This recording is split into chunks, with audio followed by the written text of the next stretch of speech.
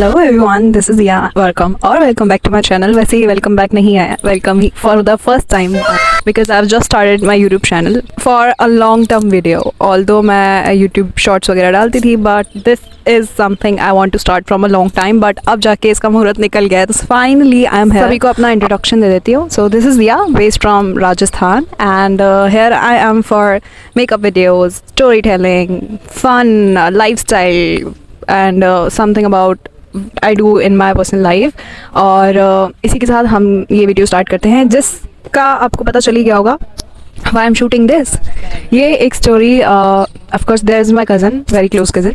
All दो cousin बोलना बहुत ही ऑकवर्ड चीज़ है, she is master kind of thing, but वो इंस्टाग्राम पे स्टोरी टेलिंग करती है। उसके 30 एपिसोड्स चैलेंज चल रहे हैं, तो उसमें बहुत लोग स्टोरी भेजते हैं।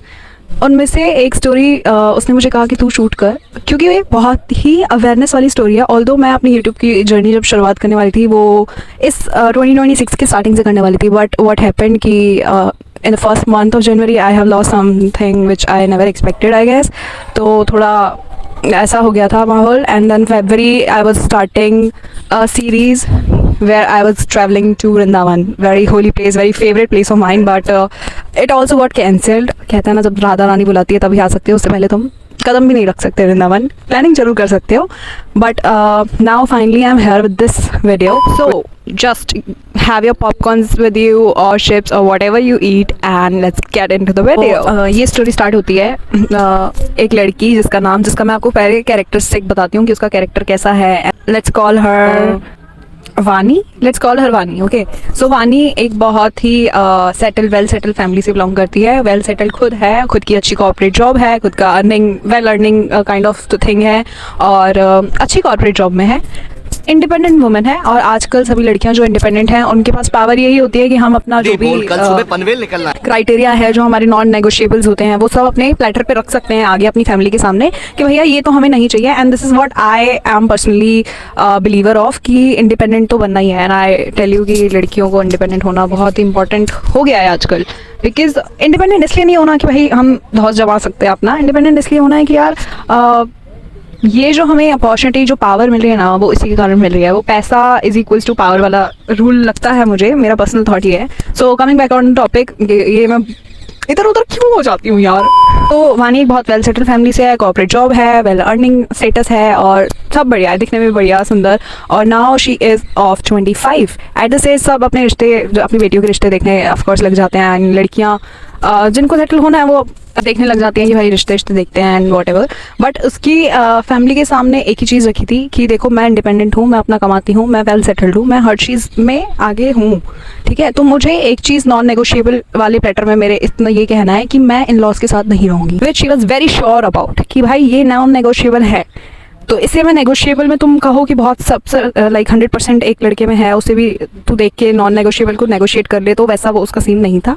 She was very clear about this from the starting. जब उसके रिश्ते की बात चालू भी नहीं हुई थी, तब से ही शी वॉज वेरी लाइक कि ये नहीं होगा, ये नहीं। पेरेंट्स ने भी कहा ठीक है, जब तू कमाती करती है, जब तू वैसी है, तो हम तेरे लिए भी फैमिली वैसी ही ढूंढेंगे। तो ऐसे करते करते इसके रिश्ते आना स्टार्ट होते हैं, और कहीं समझ में नहीं आता, क्योंकि हर कोई जो लड़का जिसका रिश्ते आते थे या जिससे ये मिलने जाती थी या फैमिली के थ्रू जो टर्म्स पे जब भी इसका बैटअप होता था या कोई डेट होती थी, वहाँ यही होता था कि भाई लड़कों की फैमिली के साथ से कि भाई ट्रेडिशनल बैकग्राउंड है, और ये वाला सीन नहीं है कि अलग रह लोगे या इन लॉज के साथ नहीं रहना है, या ऐसा कोई भी इसके बाद अब तक ऐसा रिश्ता नहीं आया था जहाँ इसका ये हो कि यार ठीक है मैं खुद जॉब करता हूँ और तो अपन अलग रह सकते हैं। ऑल्दो बहुत सारे रिश्ते थे जहाँ एवरीथिंग वॉज परफेक्ट, बट इसका नॉन नेगोशिएबल जो था वो वहाँ नेगोशिएट होता। तो इस वजह से she took her stand and like मैं शुरू से ही क्लियर हूँ। और ये चीज़ मुझे बहुत प्यारी सी चीज़ लगी कि यार शुरू से क्लियर हो, शुरू से अपना नॉन नेगोशिएबल यहाँ रखो, ताकि सामने वाले को पता रहे कि यहाँ नेगोशिएट, इवन फैमिली को भी पता रहे, ठीक है। तो ऐसे ऐसे करते करते और रिश्ते हुए, 25 एज ऑलरेडी हो चुकी थी, तो एवरीबडी वॉज वेरी कंसर्न कि यार ठीक है अभी और देखेंगे। कि वो फैमिली भी इसको कन्विंस करती थी कि यार ऐसा कुछ नहीं होता है, कर ले या वट एवर, ठीक है।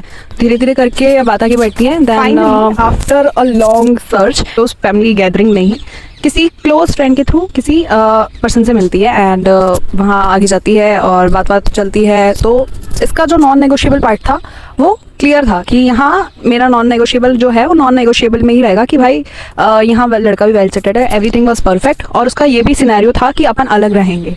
तो बस बात खत्म हो गई, क्योंकि रिश्ते पहले भी आ रहे थे, बट उसमें एक चीज़ यहाँ जो थी वो इसको नहीं जम रही थी, तो ये रिश्ता फाइनल होता है और everything is perfect, everything is going on. और नेक्स्ट जो स्टेप होता है ऑफ कोर्स मिलने के बाद वो होता है हनीमून पीरियड। तो इनका हनीमून पीरियड चालू होता है and they were like okay कि, और सभी को पता है कि हनीमून पीरियड कितना लवी डवी होता है कि भाई she is everything, he is everything. What वानी ऑब्जर्व कि जो for guy let's call him Aditya, तो आदित्य जो है वो बिल्कुल भी अफेक्शन जो है वो वानी के लिए नहीं दिखाता है। उसका कोई ऐसा प्रॉपर लवी डवी बिहेवियर जो एक लड़की एक्सपेक्ट करती है और होता भी है इन जनरल ऑफ कोर्स, वो नहीं होता है। And she was very concern कि यार ये क्यों हो रहा है। मतलब पहले तो सोचती है कि कुछ दिन के लिए हो रहा है तो चल ठीक है, थोड़ा मैनेज कर लेंगे, या कुछ उसके साथ प्रॉब्लम चल रही होगी, वी विल डिस्कस इट, ऐसे ऐसे करते वो बात भी करती है। बट स्टिल उसका बात में भी सेम था और मिलने वो उससे एक हफ्ते में एक बार आता था, ज़्यादा नहीं होता था। बट शी वॉज थिंकिंग कि यार हनीमून पीरियड में तो लोग हर बार मिलते रहते हैं और वो बोलते हैं कि मतलब मिलने की एक चाह लगी रहती है, बट इसने कभी मुझे आज सामने से नहीं बोला है कि यार मिलते हैं और कहीं और चलते हैं, इधर चलते हैं, इधर डेट पे चलते हैं, इधर लेके चलता हूँ, या ऐसा कुछ भी लवी डवी जो भी एफर्ट वाली चीज़ें होती हैं वो नहीं होती हैं। तो शी वॉज वेरी कंसर्न कि यार मेरे में कुछ कमी तो नहीं आ गई, या मैंने कल को कोई फ़ोन पे कुछ ऐसी बात कर दी हो जिसको बुरा लग गई हो, या फिर इसके साथ कोई प्रॉब्लम चल रही हो कि यार ये अभी किसी चीज़ में बहुत ज़्यादा स्टक हो, चलो मैं बात करके देखूंगी, मैं इसको चेंज कर दूंगी, हो सकता है कुछ प्रॉब्लम हो, we will fight this together. और सडनली क्या होता है उसी टाइम पे सर्कमस्टेंसेस ऐसे होते हैं, जो आदित्य है उसकी अभी दूसरी जॉब लगी होती है, सो न्यू एनवायरनमेंट रहता है। तो वानी वाज थिंकिंग कि यार ठीक है, मतलब क्या पता वहाँ उसको प्रॉब्लम हो रही हो, अभी न्यू एनवायरनमेंट में एटलीस्ट 1 मंथ तो लगता ही है ना सेटल होने में। तो इस वजह से शी वाज लाइक ठीक है देख ही दे, अभी थोड़ा टाइम देती हूँ, हो सकता है ये ठीक हो जाए, ये चीज़ें ठीक हो जाए, या मैं फालतू में अब बहुत ज़्यादा स्ट्रेस हो गया है, शादी है, ये है वो है, तैयारियाँ करनी है, इसके कारण मुझे ऐसा लग रहा हो। तो again one thing, we girls always doubt ourselves, तो ये चीज़ नहीं करनी चाहिए। By the way coming back to the topic, तो ऐसे करके ये थोड़ा बात करती है बट ऐसा कुछ नहीं होता है। फिर ये अपनी फैमिली को बताती है कि यार देखो मेरे को ये समझ नहीं आ रहा है, ये चल क्या रहा है, या मैं गलत सोच रही हूँ, या जो भी है आप मुझे बताओ। एक गाइडेंस के अपन सबसे पहले किसके पास भागते हैं, अपन अपने पेरेंट्स के पास ही भागते हैं। जहाँ म्यूचुअल फैमिली में बात हुई होती है ना, तो हमेशा हर लड़की अपने फैमिली के बीच में ही पहले बात रखती है। फैमिली से बोलती है यार एक हफ्ते में तुझसे एक बार मिलने आता है वो, ठीक है, तुम्हारी बात भले फ़ोन पे कम हो रही हो बट तुझसे एक बार मिलता है, तुम्हारी बात जो भी हो रही है, वो अभी नए एनवायरनमेंट में हो सकता है वो सेटल हो रहा हो, उसे टाइम लग रहा हो, उसे कुछ चीज़ें समझ नहीं आ रही हो, इसी वजह से तेरे को टाइम कम दे रहा हो, बट ऐसा कुछ नहीं है, ऐसा तू फालतू सोच रही है, इतना सोच मत, ठीक है, एज इंडियन फैमिली डू। तो अब उनका भी पर्सपेक्टिव सही होता है कि यार कभी कभी लड़कियां भी ओवर थिंकिंग करती हैं, but most of the time जितना मैंने देखा है 99% तो ओवर थिंकिंग नहीं होती है। वो जो डाउट होता है वो बेनिफिट ऑफ डाउट हम देते हैं, ठीक है। तो ऐसे ऐसे करके बात आगे चलती है। ये एक हफ्ते में एक बार मिलते ही थे, बात करते थे, बट ऐसा कुछ नहीं होता है। कुछ चीज़ें सही हो जाएं या कुछ कहीं उसको दिखे कि ये स्टक है, ऐसा कुछ भी नहीं हो रहा है। फिर वो खुद को डाउट करती है कि यार मैं तो मोटी नहीं हो गई हूँ, यार मैंने तो कुछ ऐसा नहीं कह दिया। वो अपना भी इंट्रोस्पेक्शन करती है, नहीं मिलता उसे कुछ भी। देन यहाँ से उसका डाउट चालू होता है कि यार कोई और तो नहीं है इसकी लाइफ में। इवन दो मीटिंग जब हुई थी वहाँ क्लियर था कि कोई नहीं है, सब चीज़ें सही थी, और तो उसी के बाद ही हमारा आगे बढ़ा है, बट स्टिल कभी भी कुछ भी हो सकता है, राइट। तो ऐसे करते करते वो अपना डाउट बहुत ज़्यादा हो जाता है, उसको बेनिफिट ऑफ डाउट देती रहती है कि नहीं यार मैं फालतू में डाउट कर रही हूँ, मेरे को स्ट्रेस होता है, इस वजह से मैं डाउट करने लग जाती हूँ, मेरी ओवर थिंकिंग की प्रॉब्लम है, इस वजह से कर लेती होंगी, या वट एवर करके ऐसा चलता रहता है। एंड देन एक सडनली रात को बैठ के ऐसे ही फ़ोन स्क्रॉल करती है, तो वहाँ वो अगेन उसकी आदित्य की आईडी पे जाती है, इंस्टाग्राम आईडी पे, और सब मतलब जितना भी उसका फॉलोअर जो भी था ना, सब उसको चेक करती है। देखूँ कहीं यहाँ कुछ नहीं हो, कुछ गड़बड़ तो नहीं हो, कोई और लड़की तो इसकी लाइफ में नहीं है, या पहले से होगी या अब आ गई होगी। वो पूरा फॉलोइंग चेक करती है, कुछ भी नहीं मिलता उसे।